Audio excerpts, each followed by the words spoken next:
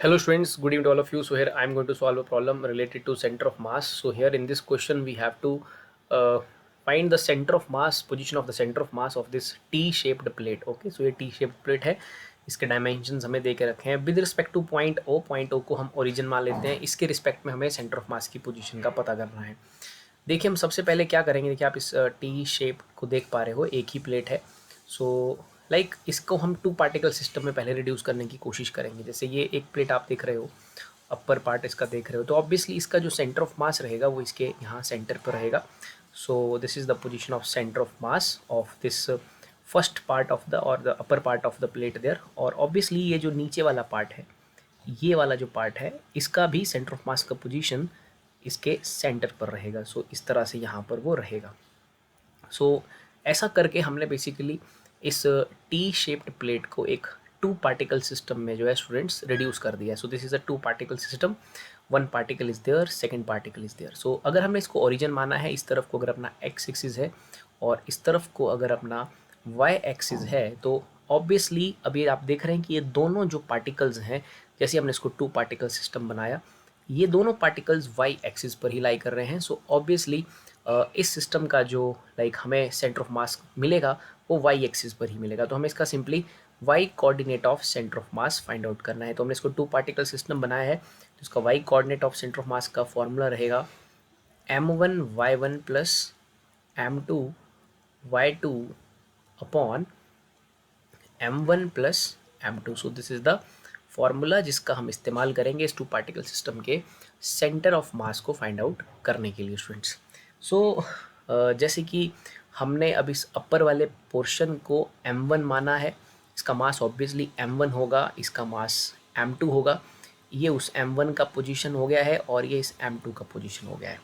तो हमें सबसे पहले जो है स्टूडेंट्स इस मास की वैल्यू निकालनी पड़ेगी।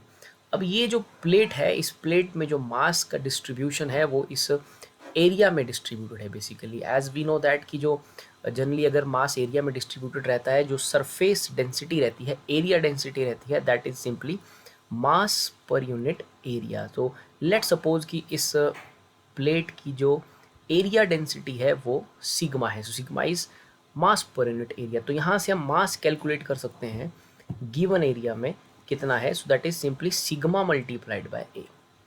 अब आप इस अपर पोर्शन का एरिया देख लीजिए, साइड 8 है और एक साइड इसका 2 है, तो इस अपर पोर्शन का एरिया बन जाएगा सिंपली 8 इंटू 2 दैट इज़ 16। तो यहाँ से हम इस अपर पोर्शन का मास निकाल सकते हैं, that is sigma into 16।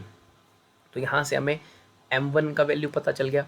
Similarly हमारा ये जो इसका लोअर पोर्शन है, जिसका मास हम m2 मान रहे हैं, जिसे हम सपोज कर रहे हैं यहाँ कंसनट्रेटेड है, उसका मास भी निकाल सकते हैं इसी फॉर्मूले का इस्तेमाल करके, that is m2 is equal to sigma multiplied by इस लोअर पोर्शन को आप देखेंगे, दैट इज हैविंग, जिसकी जो ये जो आप देख रहे हैं ये जो लेंथ है वो इसकी 2 है, टोटल 8 है, सो इट इज़ 2, और ये जो है वो 6 है, so it is 6 2 12। So m2 की वैल्यू अपने को मिल जाती है 12 सिग्मा। अब जाके पुट करेंगे and we will find the y coordinate of centre of mass. So m1 की वैल्यू है स्टूडेंट्स दैट इज 16 सिग्मा। अब आती है बारी इसके कोऑर्डिनेट की, m1 का कोऑर्डिनेट क्या है। देखिए ये ओरिजिन है, अगर मान लेते हैं this is x axis, this is y axis, obviously ये माइनस y एक्सिस अप्लाई कर रहा है। अगर हमने इसको नीचे की तरफ यहाँ पर ओरिजिन माना है, this is plus, this is plus Y, this is plus X, तो नीचे की तरफ ऑब्वियसली माइनस वाई रहेगा। तो ये ज़ीरो है तो थोड़ा नीचे उतरिए, ये हो जाएगा आपका -1, इसका कोऑर्डिनेट है -1। So y1 is written as -1 plus m2 की वैल्यू है 12 सिग्मा मल्टीप्लाइड बाय, अब इस m2 का क्या पोजीशन है, देखिए ये नीचे उतरे आप 2 नीचे को, और ये टोटल 6 है, लेकिन यहाँ से यहाँ तक जो है वो बेसिकली 3 होगा।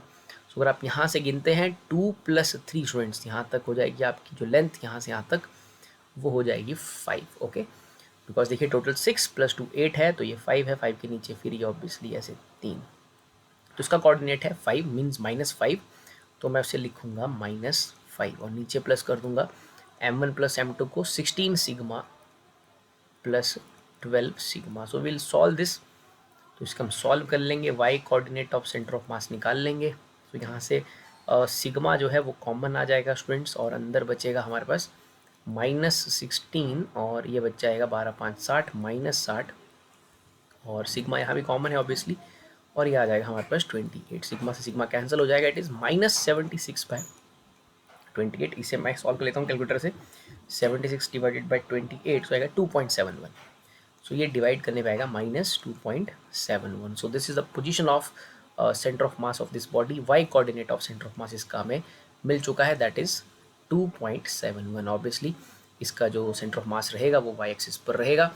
वाई एक्सिस पर रहने का मतलब कि जो एक्स कोऑर्डिनेट है वो 0 है, और लाइक वाई कोऑर्डिनेट हमने निकाल दिया है, -2.71 मीटर में दिया है, तो -2.71 metre. This is our origin, इससे 2.71 मीटर नीचे इसका सेंटर ऑफ मास लाई कर रहा है। सो आई होप आप इसको समझ पाए होंगे। With that, thank you very much.